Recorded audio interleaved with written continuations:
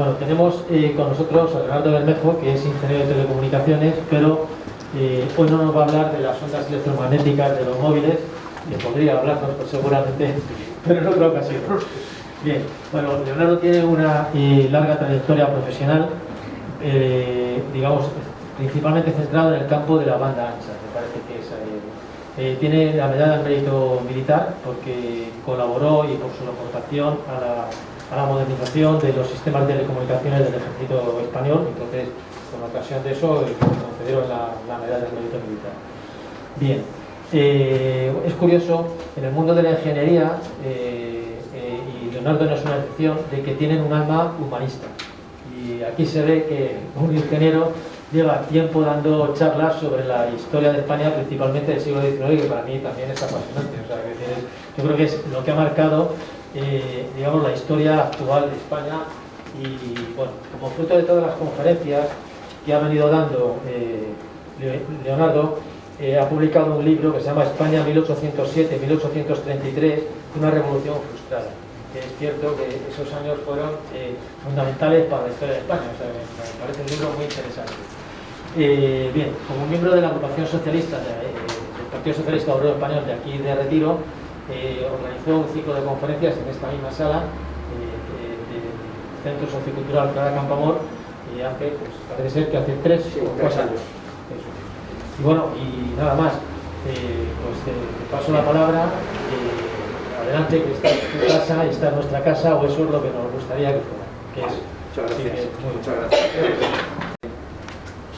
Yo siempre empiezo las conferencias sentado, por supuesto, y con un sonido que en este caso normalmente es una música. En este caso es más que una música, es para entrar en harina, porque como lo que vamos a hacer va a ser pelearnos entre unos y otros, pues vamos a hacer un poquito de ruido, más que nada. ¿Dónde estás?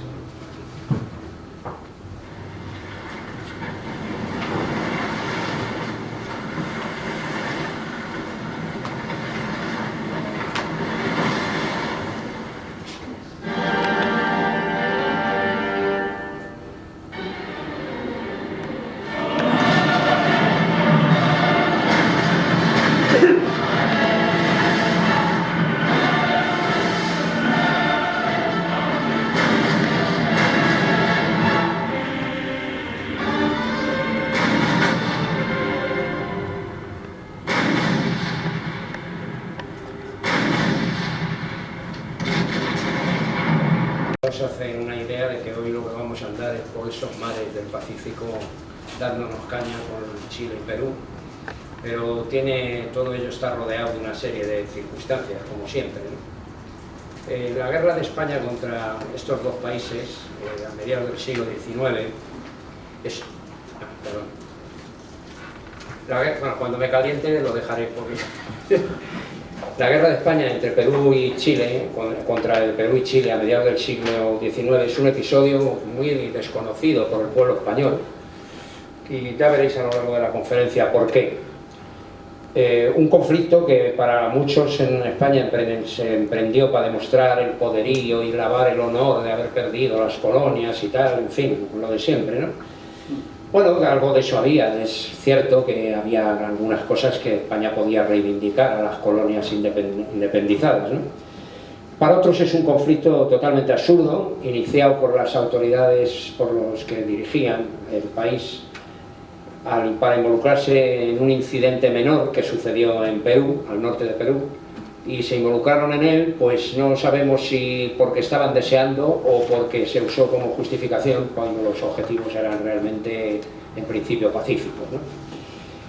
Todo ello dio lugar a una guerra olvidada que duró un par de años, 64, 65, 66, que se ha olvidado, una guerra que parece ser que nadie perdió y nadie ganó, pero que es conveniente recordarla, en el caso de nuestro barrio, para saber por qué hay calles que tienen determinados nombres, y de forma genérica conviene recordarla para conocer y reconocer qué dirigentes teníamos por aquellas épocas. Cuando nos quejamos de lo que tenemos ahora, desde hace 40 años, pues conviene dar una leída a la historia del siglo XIX español y parte del XX, para darnos cuenta de que Si no fuera por el calentamiento global, la pandemia y todas estas cosas, pues realmente actualmente en España, gobierne quien gobierne, comparado con aquellos tiempos, esto es una balsa, ¿eh? Una balsa quietecita, o sea, tranquilita, a pesar de todo. Al final, fijaros que las fechas, 1863-66, bueno, realmente empezó en el 64. El año 66 faltaban 2 años para que Isabel II fuera expulsada de España. ¿Os dais cuenta de la fecha? 2 años. ¿Qué estaba pasando en España entonces? De todo. Era una época en la que se duraban los gobiernos meses, o poquísimos años, o incluso semanas. O sea, esto era el puerto de arrebatacapas, como decía mi yerno, mi suegro. Era como era. Lo cual quiere decir que las decisiones que tomaban eran decisiones algunas veces muy a bote pronto, es decir, con un cierto grado de irresponsabilidad. Lo digo para que no carguemos todas las tintas cuando vayamos terminando la conferencia sobre los militares que estaban en ese momento, sobre la armada que estaba en ese momento, que hizo cosas bien, mal, regular, pero es que los gobernantes estaban a lo suyo, ¿eh? Bien, dicho eso, vamos a pasar al índice de la conferencia, que como veis, lo primero que vamos a hacer es un repaso del proceso de independencia continental de Hispanoamérica, por recordar, porque seguro que muchos de vosotros las cosas que voy a decir las conocéis, pero bueno, por recordar. A conocer un poquito la política exterior de Isabel II y de sus gobernantes principalmente, y luego entraremos en esa extraña expedición científica que envió el gobierno de Isabel en aquellos años, en el 62-63, pongo 2 años porque el trayecto hacia allí era largo, y bueno, esa expedición científica acabó en un conflicto muy irregular con Perú. Hubo que reforzar la armada que estaba por allí por el Pacífico. Después Chile se solidarizó con Perú y se unió al conflicto, y finalmente tuvimos que combatir contra ambos. Combatir entre comillas, ¿eh? Bien, y finalmente las consecuencias de la guerra. Antes de empezar totalmente la conferencia, vamos a hacer una identificación de determinadas calles, lugares de nuestro barrio y de fuera de nuestro barrio, con los personajes y lugares que vamos a ir conociendo. Bueno, evidentemente esto era el barrio de Pacífico, esta calle era la calle Pacífico, como sabéis, se quitó y se puso la avenida de la ciudad de Barcelona. Ahora me parece que hay una asociación o algunos grupos que están pidiendo que se vuelva a poner la calle Pacífico. Yo me siento partidario con eso, porque estamos todos hartos de decir me voy para Pacífico, estoy en Pacífico, el metro de Pacífico, el puente del Pacífico, y no sé qué hace aquí la avenida Ciudad de Barcelona, que creo que además la avenida Ciudad de Barcelona podría tener alguna otra avenida en cualquier sitio, o una plaza, bueno, que ya la tiene, la plaza de Cataluña, pero en fin, el hecho cierto es ese, ¿no? Bueno, en la lejanía de nuestro barrio, luego me iré acercando, está el Callao, en la Gran Vía. Bueno, pues es por eso, es por el puerto del Callao, que está al lado de Lima, en Perú. Uno de los personajes que nos queda lejos su calle es Méndez Núñez, el vicealmirante que intervino al final de la guerra, en los últimos combates. Es la calle que rodea lo que se llamaba el Salón de Reinos del Palacio del Buen Retiro, y que estaba ahí el Museo del Ejército hasta que se ha llevado a Toledo. Toda la calle que rodea es la calle Méndez Núñez. Otra cosa que he descubierto es que la calle Héroes de la Fragata Numancia, yo creía que había en Madrid una calle Numancia, pues no, hay una que se llama Héroes de la calle Numancia, que está en Canet de Mar, en Barcelona. Y la plaza de Valparaíso, que sí está en Madrid, pues está próxima al Paseo de La Habana. Aquí en nuestro barrio, aparte de la calle que debía de llamarse Pacífico, tenemos la calle Actau, que es una calle que sale aquí enfrente de nosotros, que es uno de los sitios de combate que veremos. Está lo que es todo el barrio que llamamos de Pacífico, que es el barrio número 31 del distrito de Retiro. y está en la calle Sánchez Barcaiztegui, que todos decimos Bazcaiztegui, no os habéis dado cuenta que todos decimos Bazcaiztegui, es Barcaiztegui. Bien, de él hablaremos también en la conferencia, evidentemente. Bueno, pues eso es un poco la proximidad de lo que nos rodea, ¿eh? Y vamos a entrar en el asunto.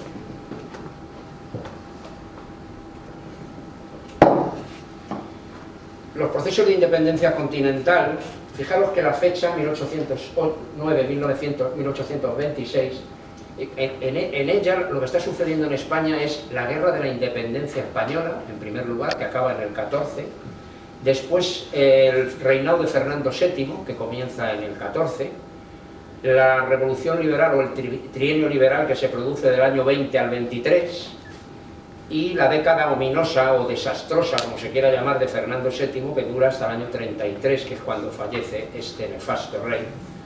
Pues bien, en ese periodo es cuando los, digámoslo, ¿cómo se llaman? Los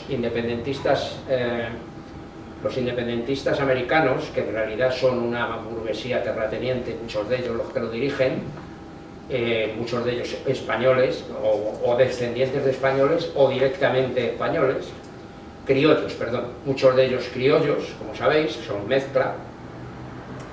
Pues esa guerra de la independencia es lo que va a ocurrir, van a tener un líder, Simón Bolívar, que va a conseguir la independencia, entre comillas, lo digo entre comillas porque hablar de que se había formado inmediatamente nada más de echar al ejército real de Hispanoamérica, inmediatamente se convirtieron en repúblicas de la noche a la mañana, me parece un poco atrevido, pero vamos, consiguió una serie de países, estados, Bolivia, Colombia, Ecuador, Panamá, Perú y Venezuela. Bien.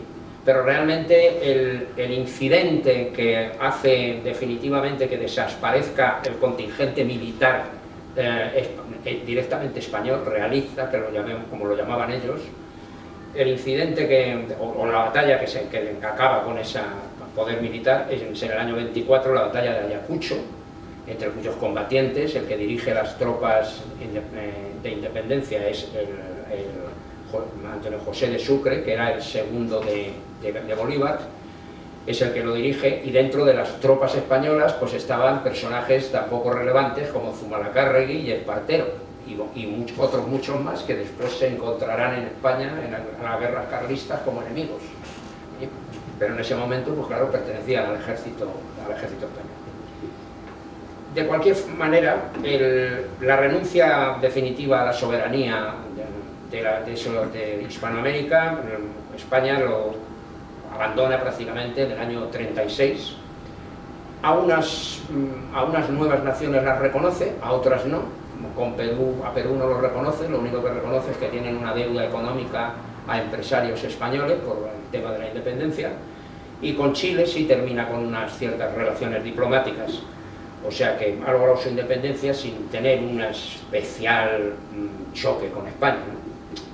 Bien, lo que ocurre es que ya en los años 60, aprovechando la situación, muchas potencias de la época, como Inglaterra, Francia, Estados Unidos y tal, pues van asomando sus caras por allí, por Hispanoamérica, y bueno, y España también aparece con empresarios y con cosas, y curiosamente en estos países, donde sobre todo en Chile, se produce un fuerte rechazo contra la influencia cultural española. Pero bueno, si os estáis dejando de venir a los demás, ahora de repente, pues sí, pues se produjo, igual que ahora se han producido las declaraciones del amigo de México, pues en aquella época eran temas económicos y bueno, pues se produjo un rechazo a toda la cultura española en Chile, y sin embargo era uno de los países que había sido ya reconocido por España. Misterios de la política, que no voy a valorar. Bueno, todos los planes de españoles por reconquistar América, por tanto, se han terminado en el año 36 y en el año 60, pues allí, a partir de ese año, pues por allí aparecen todos, los ingleses, los franceses, los españoles, en fin, sin tema de combates, ni de luchas, ni de guerras, sino pasiones económicas o culturales. Bueno, pues vamos con otra. Todo eso es lo que yo os he contado aquí, que no cómo estaba colocando las cosas. La política exterior española siempre ha sido un poco curiosa, cuanto menos, y en este caso pues no podía ser de otra manera. Lo que se trata es de situar a España un poco en el círculo de las grandes potencias, por una razón, porque en la época isabelina, recordar que se fomentó el ferrocarril, las obras públicas, la construcción en las grandes ciudades, por ejemplo el canal de Isabel II, se fomentó algo más, mejoró la agricultura, incluso el tema de la sanidad, entre comillas, claro, sin comparar con la situación actual ni mucho menos, pero bueno, empezaron a tomarse medidas con las aguas y con esto, lo cual empezó a crear un cierto movimiento económico que no era nada despreciable, la minería también. Ese movimiento económico pues hizo que España se empezara como se suele decir, a sacar pecho desde el punto de vista de que, bueno, podía plantearse hacer una mejora de la Marina de Guerra y del Ejército, porque lo que nos había dejado el padre de Isabel II era un ejército que eran una banda de gamberros, por no decirlo otra cosa peor, que habían salido muchos de ellos de las guerrillas que habían luchado contra Napoleón, entre los que había pues desde gente de pueblo que no sabía nada hasta delincuentes o hasta lo que fuera, o sea, y una cierta parte del ejército que provenía de la aristocracia y que no había tenido una formación académica militar moderna, europea, ¿no? Entonces, bueno, hubo una mejora, una modernización del ejército en ese tiempo y una mejora nada despreciable de la Marina de Guerra. Bueno, entonces se empezó a plantear hacer algunas acciones para, igual que todo el mundo estaba sacando pecho en Europa de quién era una potencia y quién no lo era, lo mismo que pasa ahora, que se miran desde lejos los Estados Unidos, China, Rusia y tal, entonces era más local, ¿no?, en Europa.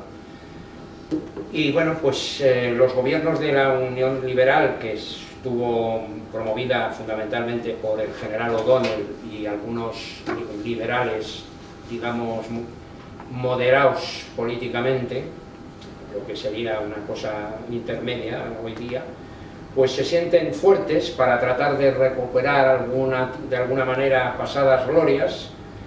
Bueno, y se empieza a promover una serie, o a querer intervenir en algunos incidentes para ocupar nuevos territorios en los que también está implicada Inglaterra y Francia, lo que se llamaba entonces acciones de prestigio. Y ahora tenéis aquí, ahí abajo, esas acciones de prestigio.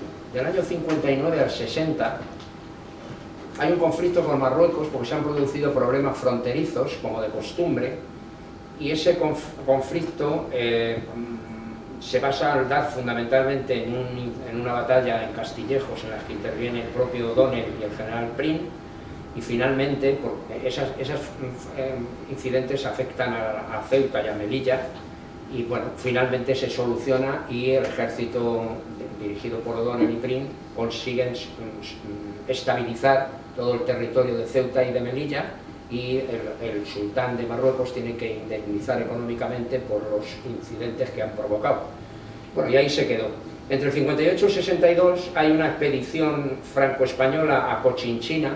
O sea, los madrileños tenemos la costumbre de decir Conchinchina, con N, no es Conchinchina, es Cochinchina. Esa expedición Conchinchina, lo que hoy es Vietnam y un poco los alrededores de Vietnam, ¿no?, de otras zonas, eso era la Cochinchina. Y bueno, pues se van para allá una fuerza española. España sobre todo lo que hace es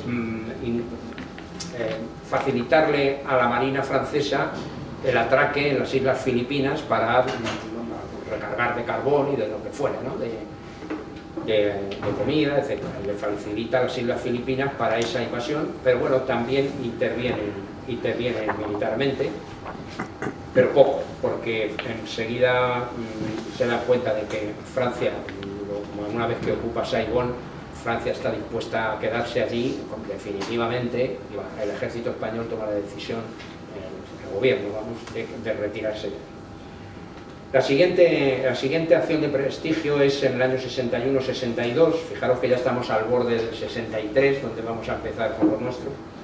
Esa expedición es una expedición anglo-franco-española, son las tres potencias de Europa en ese momento, porque Francia está intentando colocar como emperador de México al archiduque Maximiliano III, que es el hermano menor de Francisco José de Austria, con lo cual, con el apoyo indirecto de Austria, están intentando hacer una invasión definitiva de México para plantar allí sus reales las tres potencias.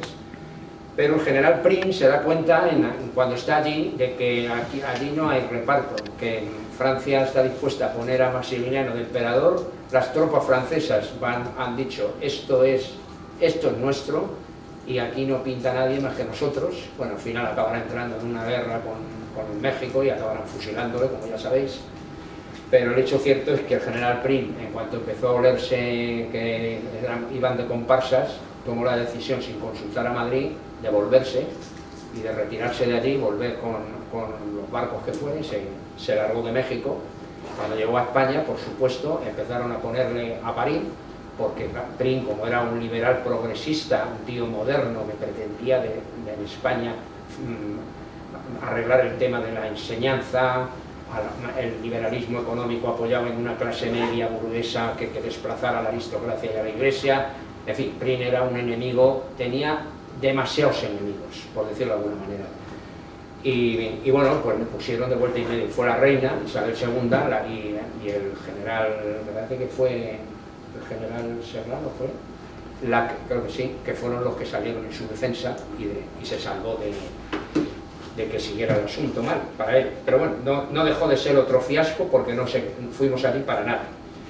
Y luego la curiosidad esta de Santo Domingo, de que en los años ya 60, pues se había producido una invasión de los habitantes de negros de la mitad de la isla de Santo Domingo, que era la parte que hoy llamamos Haití. Se habían levantado contra sus gobernantes, colonizadores o lo que fuera, y había sido una auténtica masacre. Y entonces el presidente de la parte que llamamos República Dominicana pues tomó la decisión de entregarse a España y de pedir la anexión de Santo Domingo al Reino de España inmediatamente para que saliera en su defensa. Bueno, y durante un tiempo pues Santo Domingo volvió a ser español. Bueno, cómo acabó, no voy a entrar en ello, la cosa, pero el caso es que finalmente Haití y la República Dominicana pues son dos países diferentes. Y vamos a entrar en esa extraña expedición que nos va a meter en la guerra del Pacífico. Isabel II ha aprobado el envío de una expedición científica a Sudamérica, como están haciendo otros países, están haciendo Inglaterra, Francia, otros países están mandando expediciones científicas. En algún caso habría que poner entre comillas lo de científica, porque en todos los casos acompañaban a los barcos científicos, barcos que no eran tan científicos. Todo el mundo va a lo suyo, ¿no? Entonces la nuestra estaba formada por 4 navíos de guerra bajo el mando del vicealmirante Hernández Pinzón, que es descendiente directo de los hermanos Pinzón que fueron con Colón. Las fragatas que lleva de vapor son la Triunfo y la Resolución, y la corbeta Vencedora y Virgen de Covadonga. Bueno, la Virgen de Covadonga la podéis ver en una maqueta que está ahí en el Museo Naval. El objetivo era pues acuerdos comerciales y apoyo a las reclamaciones empresariales que se producían en España por las incautaciones que durante el proceso de independencia se habían hecho, y que en el caso de alguno de esos países, de Perú en concreto, estaba reconocido en los tratados de independencia, estaba reconocido unas ciertas deudas, ¿no?, económicas a empresarios. Bueno, el fondo en realidad ocultaba eso, acuerdos comerciales y apoyo a las reclamaciones de algunos empresarios. Y en estas estábamos cuando ya en el año 63, en abril, llega la flota española a Valparaíso, a Chile, y después se traslada al Callao, en Perú. El Callao es un puerto que está cerca de Lima, pegado a Lima. Pues se producen unos recibimientos cordiales, sin ningún género de problemas, de nada, y bueno, pues la cosa va bien. entre julio y agosto en Perú, después de este viaje, Pinzón y su flotilla se dirige hacia California a hacer una visita allí a Estados Unidos, con motivos los que fueran, que no son del caso, y cuando está de camino hacia California, hacia San Francisco, se encuentra con que le reciben la noticia de que en Perú se ha producido un incidente en una finca en la que han muerto un vasco español que está trabajando allí, son emigrantes españoles que se han ido allí a trabajar a Perú. Ha muerto un vasco español y un peruano, ha habido varios heridos, es un incidente, fundamentalmente es un incidente contra el patrón, contra el dueño de la finca, pero bueno, pues los peruanos se han debido poner de parte de él y se ha producido un choque entre ellos con muertos, y Pinzón pues lo que hace es darse la vuelta inmediatamente y caminar nuevamente hacia el Callao, eso es, a Perú, bueno, y aprovecha para reclamar el pago de las deudas, no solamente corregir el asunto, sino para que le devuelvan a España las deudas originadas en la Guerra de la Independencia. Y envía para negociar a un comisionado, que en realidad es un funcionario colonial, o sea, no es una persona de nivel como para negociar ni con el presidente de Perú, ni con el ministro, ni con nada. No tiene ni nivel de ministro, con lo cual los peruanos les sienta aquello bastante mal y rompen las negociaciones, se producen algunos más desacuerdos, en fin, hay un conflicto diplomático entre los propios navegantes españoles, Pinzón y las autoridades, y bueno, en esas estaban las cosas cuando la flota, o una parte de la flota, hacia las islas Chincha, que están un poquito más abajo, un poco bastante, como allí la distancia se mide en cientos de kilómetros, más abajo del Callao, porque esas islas son el depósito de guano mayor de toda Latinoamérica. El guano, sabéis que es los excrementos de las aves marinas. Ese guano es una riqueza enorme que les permite venderla a todos los países del entorno, a los peruanos, y que se calcula que es del orden de más del 30% del poder económico de Perú. Bueno, pues en esas estaban las cosas. A ver que siga yo. La siguiente es simplemente es un mapa donde se ve aquí Lima, el Callao, y las islas Chincha están aquí, en esta zona pegada aquí, ¿vale? Bueno, estos son, no sé lo que serían en kilómetros, pero bastante, porque allí las distancias pues ya saben cómo son. Pues entonces lo que hacen es irse allí y ocupar las islas con 400 soldados que desembarcan, poner la bandera de España y empezar a crear un conflicto. Es decir, lo que han hecho ha sido, la flota se ha lanzado a las islas Chincha y de paso ha dejado en Callao una fragata para bloquear el puerto de Callao. El puerto de Callao es uno de los puertos más importantes de Latinoamérica en ese momento, con un movimiento comercial importante, hasta el punto de que tiene las baterías de costa más grandes de toda América en ese momento, esos cañones que habéis visto al principio de la diapositiva, la primera. O sea que es un puerto que bloquearle pues es una faena, ¿no? Las islas Chincha pues están aquí y eso es lo que ocurre. Bien, Narváez no le gusta lo que ha ocurrido, la decisión que ha tomado Pinzón, y entonces en principio le retire, le va a sustituir por este hombre, por Pareja, José María Pareja, que es un hombre de ascendencia peruana, que llega desde España para ocuparse de la flota. Pero lo que ocurre es que Narváez, a pesar de que no le gusta lo que ha hecho Pinzón, sin embargo lo apoya, porque realmente piensa que puede conseguir algo España si pone en su sitio a Perú. Bien, pues esa especie de esa extorsión al gobierno, y entonces cambia y me envía hasta aquí. Sustituye a Pinzón por el almirante Pareja y envía como refuerzo tres fragatas, la Branca, la Berenguela y la Villa de Madrid. Las envía a la zona, con lo cual se va a reforzar el bloqueo de Callao.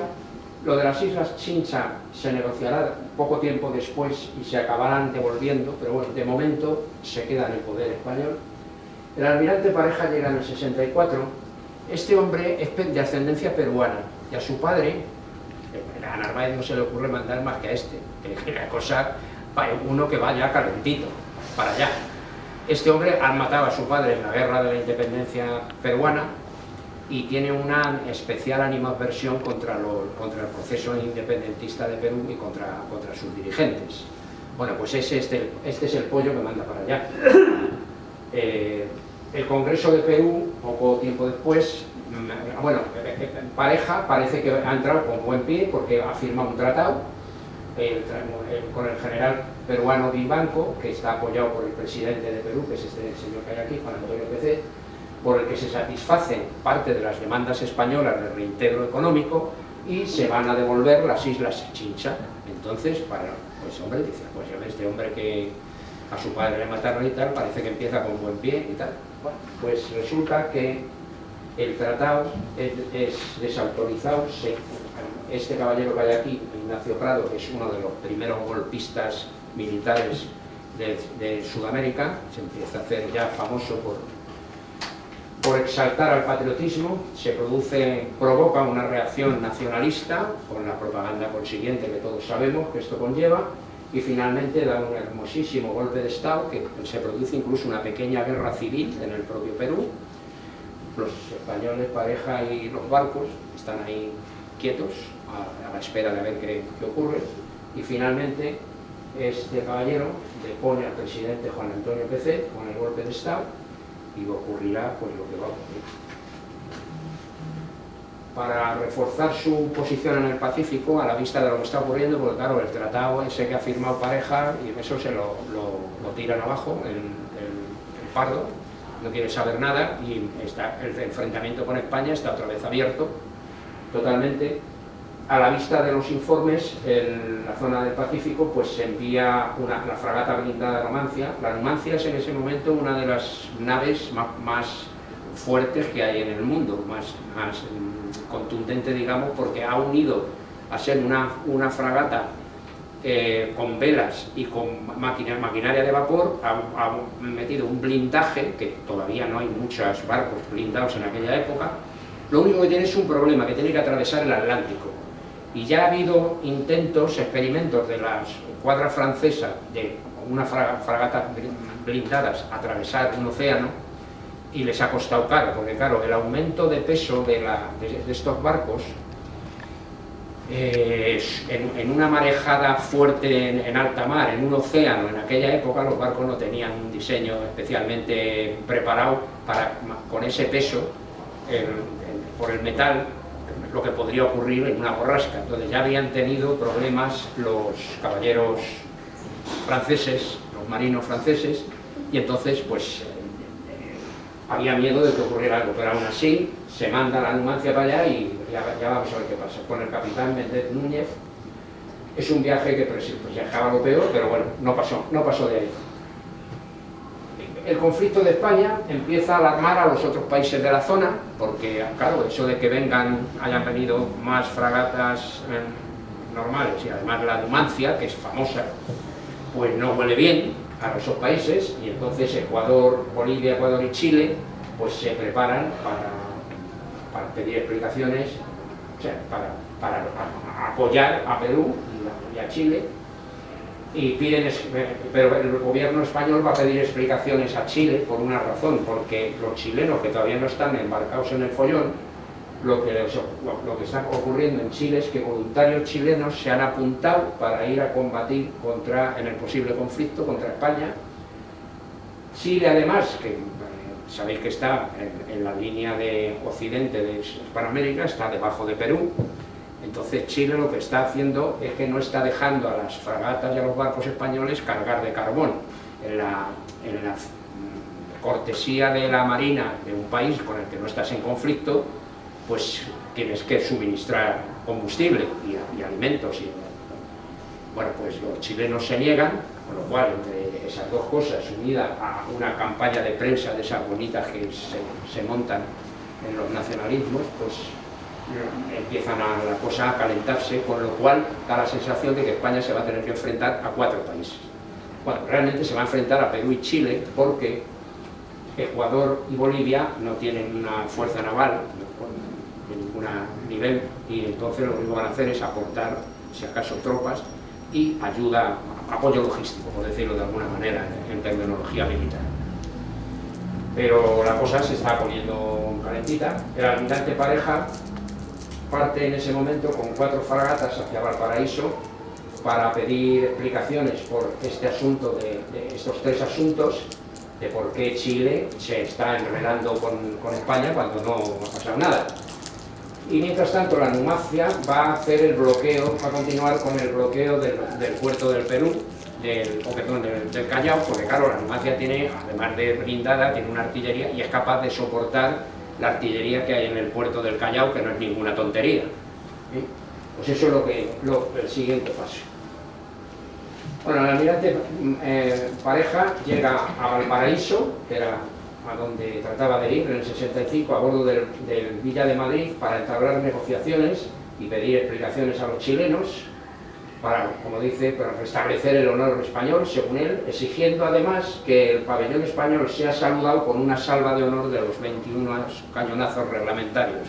Es decir, no solamente me vais a dar explicaciones, sino que me vais a rendir, me vais a hacer una salva de honor y tal. Eso los chilenos, claro, lo interpretan muy mal, porque dicen, bueno, ¿pero esto qué es? Claro, tampoco se tenían que extrañar después de las 3 cosas que hemos visto antes, ¿no? El caso es que los chilenos se niegan a esa absurda condición y el 25 de septiembre le declaran la guerra a España. Bueno, pues así están las cosas. A ver, quiero... Estamos en la... No es esta. O'Donnell ordena a Pareja detener sus acciones, porque en ese momento es el presidente del gobierno, O'Donnell. Ya os he dicho antes que en esta época estaban, que si se ponía Narváez, que se ponía O'Donnell, que se ponía Alejandro Mato, que se ponía no sé quién, o sea, se cambiaba de gobierno como de chaqueta. En este momento ya no es, ya está O'Donnell, pero pronto volverá Narváez. Que detenga todas sus acciones. Pareja no responde, no hace absolutamente ni caso, y pone un bloqueo a Valparaíso muy duro y a otros puertos chilenos. Es un optimista, porque realmente con 1000 kilómetros de costa que tiene, o 1000 y pico kilómetros de costa chilena que tiene, intentar bloquear, lo único que le favorece es que hay muy pocos puertos todavía bloqueables, digamos. Entonces con bloquear 4 o 5 es suficiente, pero claro, están a unas distancias que no son ninguna tontería. Y tú, total, para el caso, estás por allí con 6 o 7 fragatas, no tienes más. Bueno, a pesar de eso, Valparaíso, que es un emporio comercial y económico, lo que le ocurre es que industriales y gente que trabaja allí, comerciantes, pues están perdiendo dinero. Además hay algunos de los comerciantes que son ingleses, que son franceses, con lo cual la cosa... Chile tiene una costa de eso, miles de kilómetros. Las fuerzas navales de Estados Unidos e Inglaterra protestan, porque claro, dicen que qué pasa por allí, porque claro, también hay barcos americanos y ingleses. En el propio Valparaíso hay atracados varios barcos de ambos países. Y se va a producir lo que se llama el combate de Papudo, de Valparaíso. Bien, Papudo, que es una zona junto a Valparaíso, aquí. A la fragata Villa de Madrid en Valparaíso y a la Blanca debajo en San Antonio. Y la Covadonga, que se ha acercado para allá, va a zarpar de aquí, que es donde estaba antes, y se va a venir para abajo, dejando a la Blanca. Es decir, que lo que van a poner aquí va a ser el Villa de Madrid y el Covadonga. Bueno, aparece en esa costa una fragata chilena dirigida por un marinero, un hombre con bastante nivel, parece que se llama Williams Rebolledo. Es un buen marino, probablemente uno de los el marino clave de la marina chilena, dirigiendo la Esmeralda, y él se da cuenta de que la Covadonga se va a ir hacia abajo para bloquear totalmente toda la zona de Valparaíso, y entonces lo que hace es interponerse aquí en Papudo, entre medias, interponerse al paso de la Covadonga. Bueno, lo que va a ocurrir en ese momento es que la Esmeralda se va a acercar a la Covadonga con bandera inglesa, que es uno de los trucos más viejos del mundo en la marina en aquella época. Cuando te ponías bandera inglesa, todo el mundo se ponía en alerta, como los toreros cuando aparece un Miura, o sea, cuidado que es un barco inglés. Bueno, pues claro, el capitán de la Covadonga, que no es tampoco ningún pelanas, Luis Ferry se llamaba, pues ese comandante, aunque ve la bandera, de todas las maneras pide zafarrancho de combate en la Covadonga, porque no se fía, y efectivamente la Esmeralda, cuando llega a una determinada distancia, cambia la bandera y empieza a disparar. Se produce un combate entre la Esmeralda y la Covadonga, y desafortunadamente pues la Covadonga no solamente pierde el combate, porque uno de los cañonazos entra en la parte alta de la Covadonga y se carga 14 marineros y parte de la artillería, con lo cual el Freire se debe de asustar y tal, e intenta escaparse de la Esmeralda. Se intenta escapar, y en la escapada pues no consigue nada, porque está muy dañada la nave, y entonces los chilenos se hacen cargo de la Covadonga y detienen a los tripulantes y la incorporan a su escuadra, con lo cual los chilenos además no solamente han ganado, sino que tienen un navío más, lo reparan, etc. Y ese es el combate de Papudo. He estado mirando también en la guía de Madrid si existía la calle Papudo, porque claro, tuvo su importancia este combate y tal. No la encontré en toda España, no existe en ningún sitio. Bien, el 20 de noviembre del 65, ya el 26, un poco después, esto es que cuenta lo que os he contado ya de palabra. Vale, y finalmente, como he dicho, la captura. Son prisioneros el propio comandante Ferry, todos los oficiales, los tripulantes, y según el parte el número de muertos y heridos fue de 26, en que en un combate naval en fragatas de este tamaño, que eran muy grandes, pues eran bastantes muertos, en un combate que además te has rendido, era demasiado, y los chilenos no han tenido bajas. Al conocer la noticia, el almirante Pareja, que es un hombre un poco impulsivo, pues se viste con su uniforme de gala y se pega un tiro en la cabeza en su camarote, se suicida.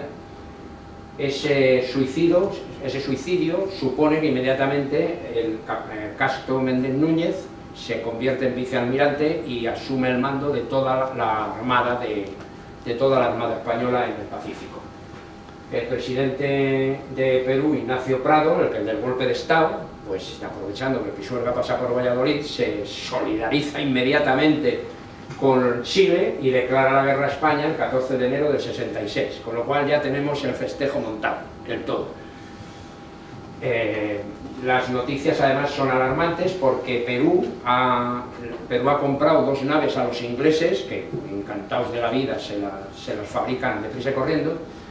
Inglaterra puede, con esos barcos ingleses, y para distraer de las acciones en el Pacífico, Perú puede dirigirse a Cádiz y montar una buena y atacar mercantes españoles por el Atlántico, y España envía otra fragata para captura un crucero chileno en Madeira, uno de los que ha construido en Inglaterra. Bueno, ¿cómo no? Porque ¿cómo no va a ser? ¿Cómo no van a haberlo fabricado rápido? Porque es que o lo fabricaron o ya lo tenían. El hecho cierto es que se captura, lo cual confirma la información, con lo cual Inglaterra pues está interviniendo más de lo debido. En diciembre del 65 la flota chileno-peruana se concentra en el astillero de Aftau, ahí está Aftau, frente a la isla de Chiloé. Esto ahora lo veréis en el mapa en la siguiente transparencia. Las naves chilenas Esmeralda, la Covadonga, que ya es de ellos, y la Maipú, y las naves peruanas Huáscar e Independencia, al mando de Williams Rebolledo, el marino chileno que os he dicho, bueno, pues juntas van a formar una escuadra que no es ninguna tontería, y en enero de los 66 la flota española sale de Valparaíso en busca de la flota aliada chileno-peruana. Las fragatas aquí dentro, menos profundos todavía, los contendientes llegan a la vista y se produce un duelo artillero aquí en la zona exterior a Aztal. Entre ambos escuadras se disparan 2000 proyectiles y las naves españolas no acortan la distancia para no verse sometidas a más fuego, porque además, como no conocen los fondos, pueden parar y entonces sí que se convierten en un blanco perfecto, por decirlo de alguna manera. Entonces no quieren acercarse mucho. Bueno, poco a poco van conociendo los fondos y lo que va a pasar es lo siguiente. Esta es la zona que hemos dicho de Aztal, muy ampliada. Rebolledo, el almirante de la flota peruana y chilena, lo que se ha ido introduciendo dentro de esta especie de bahía que hay aquí, porque prevé un nuevo ataque español. Los españoles están dispuestos a entrar aquí dentro, y lo que hace es retirarse y meterse dentro de lo que llaman los americanos estero, que es un estuario, es decir, un sitio donde confluyen la corriente de un río, la propia entrada de la marea marina y el agua de lluvia. Pero claro, podéis imaginar que un estuario de estas características, que vive de la lluvia, del río y de tal, tiene un fondo muy poco fondo. Entonces ahí meterse las naves españolas pues lo tiene complicado, y encima no conociéndolo, claro. Pues estos caballeros se colocan aquí dentro para intentar que entren y que toquen el fondo y se queden parados. Bueno, pues lo que va a ocurrir es que, además que la escuadra española en ese tiempo se ha reforzado con la fragata Numancia al mando de Méndez Núñez. Méndez Núñez explora los alrededores de Aztal para ver si puede descubrir a la flota aliada, porque no se han enterado de que se ha metido aquí dentro, en el sitio en el estero de Huito. Pero no puede apenas maniobrar en estas entradas que hay aquí, no puede prácticamente maniobrar porque puede embarrancar. Y lo que va a tratar es de retirarse un poco, intentar que salgan a buscar pelea al mar exterior, el mar abierto, pero la flota chilena no se mueve, dicen no, y se quedan clavados y ahí se quedan quietos. Esa estabilidad durante días y que no se mueve nadie, a Méndez Núñez le debe de encender bastante el ánimo, y el hecho es que toma la decisión de irse hacia Valparaíso y decir, puesto que no venís, os voy a sacar de otra manera, me voy hacia... Y además lo dice, y lo informa, no solamente al enemigo, sino que se lo informa a las flotas que hay por allí, de Inglaterra y Francia y tal, de que se va hacia Valparaíso con el objetivo de bombardearlo, de arrasar Valparaíso hasta que salgan de ahí dentro. Bueno, el hecho cierto es que no se mueven, o no se movieron, o no tengo constancia en ningún sitio de que salieran a campo abierto, a mar abierto. Y la flota española tiene un problema, a pesar de que se vaya hacia Valparaíso, y es que no tiene apoyo logístico ya ninguno, tiene escasez de carbón, víveres. Tener unos barcos, escasez de carbón en ese momento, ¿qué significaba? Pues que si falta viento, las velas no son suficientes. La rapidez ya no es el de una fragata de vapor, sino el de un barco de vela, con lo cual pues van aprovechando lo poco que tienen de carbón para irse hacia Valparaíso, y eso es lo que van haciendo, a trancas y a barrancas van para allá. Pero claro, los chileno-peruanos tienen la suerte de que tienen un apoyo logístico importante de Ecuador y de Bolivia, en cualquier sitio que estén. Méndez Núñez decide retirarse, pero esto ya lo he contado, pero bombardear. El 27 de marzo se le notifica al gobernador de Valparaíso, cuando llega allí, a las cercanías, que se icen banderas blancas en hospitales, iglesias y casas de beneficencia, porque va a empezar el bombardeo. La gente de Valparaíso lo hace, claro, me imagino que se hizo, porque no se destruyeron especialmente instituciones de este tipo. El general Kilpatrick de Estados Unidos, que es el que dirige la flota americana que anda por aquellos sitios, ordena a sus barcos de la zona atacar a la Numancia y entonces es cuando Méndez Núñez responde con la famosa frase, con esta frase: me veré obligado a hundirlos porque inclusive así me quede un barco procederé con el bombardeo. España, la reina y yo preferimos el honor sin barcos que barcos sin honor. Es decir, estoy dispuesto a morir aquí con mis barcos, pero a Valparaíso lo bombardeo. Es decir, aquella flota chileno-peruana no ha salido a mar abierto y yo me bombardeo Valparaíso. Bueno, es una decisión táctica, no estratégica, pero tiene algo de estrategia, la estrategia de querer llamar a la defensa, como en el fútbol, ¿no? Echar un balón para que los de las defensas salgan, pues no salen. Inevitablemente, bueno, por cierto, los americanos y los ingleses que por ahí abandonan. Bueno, los ingleses se retiran probablemente por una razón, porque a ellos lo que les interesa es el comercio, y el comercio lo tienen. Que bombardean Valparaíso, que lo bombardeen. De todas maneras, nosotros no vamos a perder el comercio, y tampoco vamos a perder barcos por esto. Y entonces, pues no, pues se van a largar. Y los americanos, no se os olvide que en el año 65 ha terminado la guerra de secesión norteamericana, lo cual significa que no están especialmente bollantes, ni tienen todavía una marina como es debido. Es decir, ellos están en este momento en un momento de recuperación económica y militar, con lo cual pues tampoco están muy dispuestos. Y el superior de Kirkpatrick, el Redford creo que se llamaba, pues le da la orden de que no acometa a la escuadra española, y así las cosas. El 31 de marzo del 66 están frente a Valparaíso, Numancia, Blanca, Villa de Madrid, Resolución y Vencedora, bombardean con 138 cañones al primer puerto chileno durante 3 horas, 2.600 bombas y daños acordados en una fortuna para aquella época. Este es un cuadro donde está la ciudad de Valparaíso y la escuadra española por aquí haciendo fuego, los incendios que se han producido, etc. Pues eso es lo que pasa en Valparaíso. Y Méndez Núñez recibe unas críticas fuertes de Inglaterra, de Estados Unidos, el gobierno español recibe esas críticas y tal, y Méndez Núñez dice, bueno, pues vais a criticar, ahora les toca a los peruanos. Y decide, casi por su cuenta, bombardear, después de bombardear Valparaíso, irse al Callao, que es la plaza fuerte mejor defendida de Sudamérica, porque tiene una artillería de costa impresionante.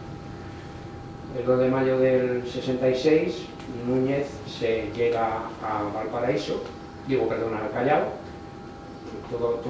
prácticamente toda la zona de costa del Callao está armada con artillería de costa, está incluso hasta el ministro de la guerra peruano allí, y bueno, los barcos disponen de 245 piezas, pero como van a bombardear una zona costera de esta manera, los barcos tienen que girar para disparar sus cañones, con lo cual en realidad disparan con la mitad, y luego pues se dan la vuelta y con la otra mitad, lo cual es un duelo artillero que dura bastante tiempo, no sé si dura varios días.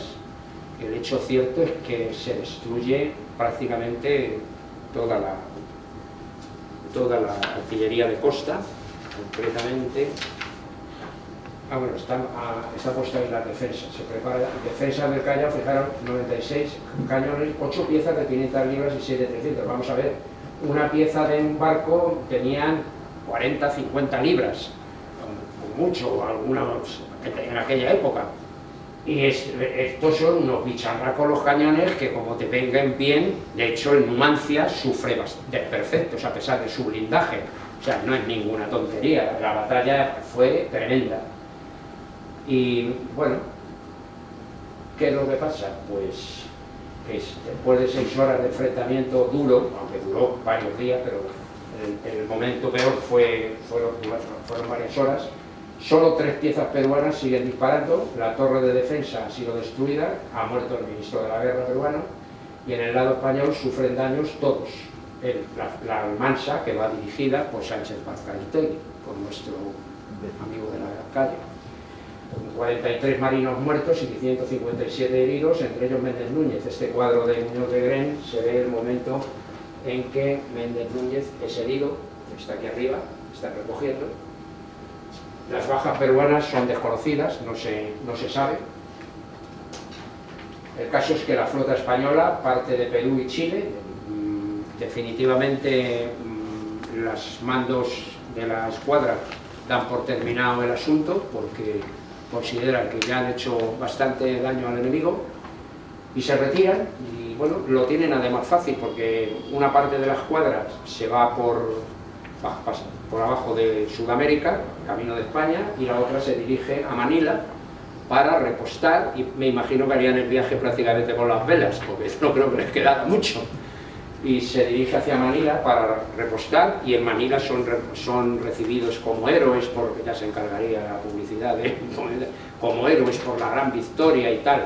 Bueno, el hecho cierto es que termina la cosa y excepto las destrucciones de Valparaíso y lo del Callao, nosotros nos hemos ido también calentitos, o sea, hemos tenido muertos, hemos tenido averías, los barcos están hechos fosfatina, o medio fosfatina, de hecho en Filipinas tienen que hacer reparaciones, o sea, es una guerra un poco absurda en sus inicios, con un final no claro, con unos objetivos no cumplidos o medio cumplidos, y realmente, pues como muchas otras guerras, como ya sabemos los que tenemos años, como muchas otras guerras que estamos ahora acostumbrados a ver, Vietnam, Afganistán y tal, pues no lo único que han producido han sido muertos y no se han cumplido objetivos, ni muchísimo menos. Pues así, es una más, o sea, hay gente que pone a parir esta guerra. Bueno, pero si es que todas tienen algún componente como para ponerlas a parir a la guerra, porque no tienen, los objetivos son de unos pocos. Víctor Sánchez Barcaiztegui, he procurado una referencia personal de él, es un marino nacido en el Ferrol en 1826, que va a fallecer en una zona que está entre Motrico y Deva, ahora lo comentaré. Fue guardamarina en febrero del 39, alférez de navío en el 44, teniente de navío en el 50, capitán de fragata en el 59 y capitán de navío en el 68. Una carrera bastante buena, porque era una persona competente, y esa es la razón por la que fue el primer director de la Escuela Naval del Ferrol y por la que se le encargó la escuadra en la Tercera Guerra Carlista, se le encargó que se hiciera cargo de la escuadra naval liberal isabelina para luchar contra los carlistas, y fue por la costa de Guipúzcoa atacando a la artillería carlista y a los campamentos carlistas con la artillería de los barcos. Y esa es la razón por la que le pillaron con el barco suyo, el Ferrolano, pues baterías de tierra terrestres. Tuvieron la suerte que por la cercanía del barco de Sánchez Barcaiztegui tuvieron la suerte de dar en el barco y además dar donde estaba él, donde estaba Sánchez, y ahí murió el hombre, murió inmediatamente. En marzo tomó, bueno, con la fragata Almanza, eso ya lo hemos visto, que estaba en la fragata Almansa, llegó a Valparaíso y se incorporó a la escuadra. Un destructor de la Armada llevó su nombre, el Sánchez Barcaiztegui, y participó, el destructor ese participó en la Guerra Civil del 36 en el bando republicano, con su nombre. Quería decir algo más de él. Sí, no, está bien. Está bien. Está en el Panteón de Marinos Ilustres de San Fernando de Cádiz. Allí está, ese es Sánchez Barcaiztegui. Consecuencias de la guerra. Bueno, lo primero, O'Donnell, que había sido uno de los promotores más animosos a las acciones de prestigio estas que servían para poco y no moría más que gente, pues es sustituido por Narváez el 10 de julio, y Narváez da por terminado el conflicto del Pacífico. Narváez está deseando sustituir a O'Donnell, que ya nunca más volverá a gobernar, no nunca más porque no le dio tiempo. Estamos en el 66, al año siguiente, 67, muere O'Donnell, y al siguiente año, en el 68, muere Narváez. O sea que fueron seguiditos. Las fragatas Numancia, Berenguera, Vencedora llegan a Manila, se celebra la victoria, continuaron hacia España y bordeando África hasta Cádiz. Con lo cual, la Numancia es el primer barco blindado, con todos los problemas que acarreaba, que dio la vuelta al mundo. El primer barco con blindaje que había dado la vuelta al mundo. que probablemente, a lo mejor no se dieron cuenta en ese momento, pero ya enseguida se percatarían de lo que había ocurrido, ¿no? Una consecuencia muy mala es el deterioro de la imagen de España, sobre todo en Sudamérica, por su arrogancia y su innecesario comportamiento neocolonialista, porque esto de irse a bombardear dos ciudades, como venganza, porque no puedes combatir, pues, francamente, deja mucho que desear, pero en fin, en esta época, en el siglo XIX, ya sabéis que, como ya muchas veces hemos contado, las decisiones militares superaban a las políticas y los tiempos eran como eran. Chile tuvo que hacer unos enormes gastos para fortificar y reconstruir Valparaíso y Perú el Callao, y sobre todo comprar nuevos buques de guerra, y una consecuencia lejana por culpa de intereses económicos y al haberse reforzado sus buques de guerra, una consecuencia derivada es que se produce una rivalidad entre Chile y Perú a ver quién es el más macho de los dos en el Pacífico, y acaban en la guerra del guano y del salitre, pues que debe haber intereses de ambos productos en territorios discutibles. Es un conflicto armado en que se enfrentó a Chile contra Bolivia y Perú. Chile fue claramente vencedora, su armada era una armada ya muy importante, ya eran barcos blindados, y bueno, pues Perú perdió la guerra del guano y del salitre. Bueno, si queréis ver, aunque no es de nuestra conferencia, pero para que os deis una idea de una simulación que he cogido porque es que he intentado coger de YouTube alguna explicación o imágenes de esta guerra del Pacífico, y claro, me he encontrado con que no hay ninguna imagen de un historiador o alguien español contando la guerra, y lo que me he encontrado han sido pues chilenos o peruanos contando esta guerra del Pacífico, con lo cual pues con la imparcialidad típica de siempre, pues lo he rechazado, porque eso no es de recibo lo que cuentan, aunque uno de ellos es muy parecido en cuanto a los acontecimientos a lo que yo cuento aquí, pero bueno, de paso se dedica a exagerar algunas cosas que no es lo que ponen en los libros. O sea, hay que tener un poquito de cuidado cuando se coge algo de internet. Y todo lo que se ha puesto una pequeña simulación, el combate naval entre Chile y Perú en la guerra esta del salitre y de tal, una pequeña simulación que sí, que bueno, me ha parecido que da un poco idea de lo que era un combate en aquella época. No era un combate horroroso como el de Trafalgar, con los barcos mezclados, Este es un barco peruano ya blindado, como veis, y con artillería de torreta.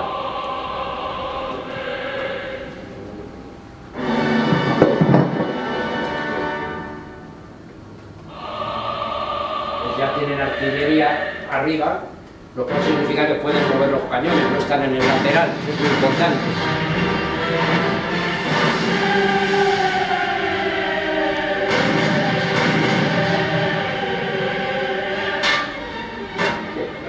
Para dar idea de lo que significaba tenerlo blindado, claro, no siempre era así.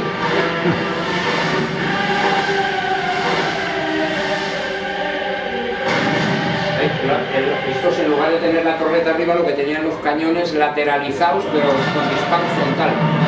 Vamos a ver si la tecnología cómo ha cambiado.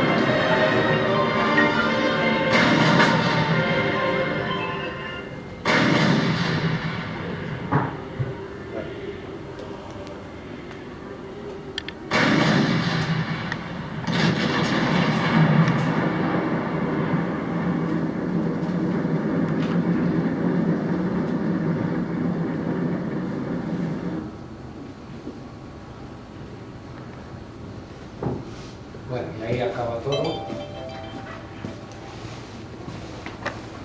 Bueno, pues nada, con eso está visto. ¿Alguna cosita que queramos comentar? Perdona.